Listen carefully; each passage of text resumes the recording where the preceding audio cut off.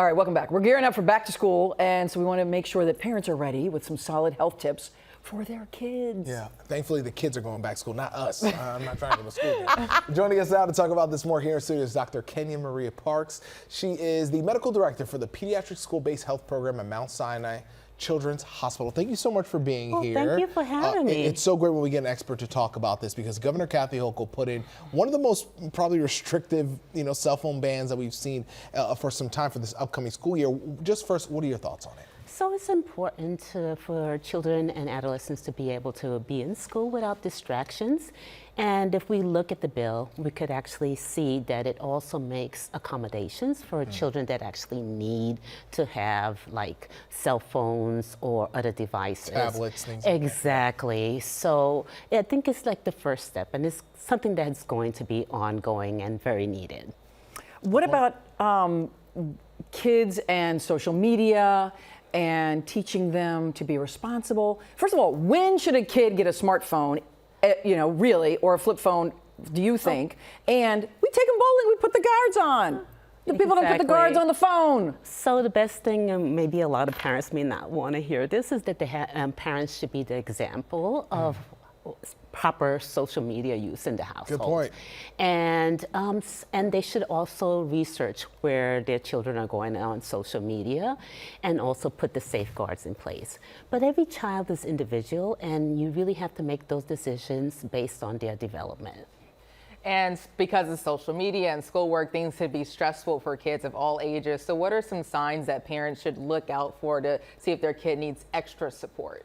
Exactly. So one thing is any changes in behavior, like drastic changes in behavior. You notice that they're very sad, they're withdrawn, they're not eating as much, they're failing to participate in things that they wanted to do before. And I think the key is always to have a lot of communications with your child and recognize that maybe things that are going on in the family, like a death, may impact them also, or moving or starting school, high school or preschool. So be open to have ongoing communication with your children. I'll tell you, so I have a 12-year-old nephew, and he spent a week with me, and it kind of felt difficult telling him, like, no, you can't go on these things. How important do you think we should focus more on moderation versus all out getting rid of it so teens can't go on it? Because you have some kids who are like, listen, this is how I connect to my friends, and I don't want to be the one kid in class who's not on Roblox, or the one kid in class who's not doing social media. So how do you It's based on the individual child, right? And their development, how they interact with social media. So parents have to really make the plan. It can't be like uncle. It should be like the parents setting those guidelines as far as how it's going to be used.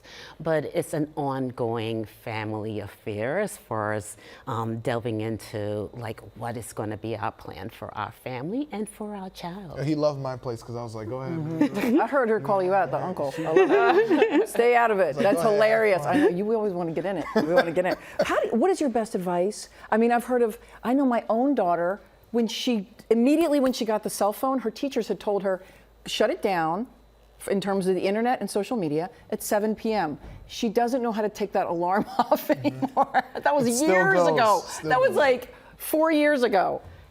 And going back, you have to have a plan. Yeah.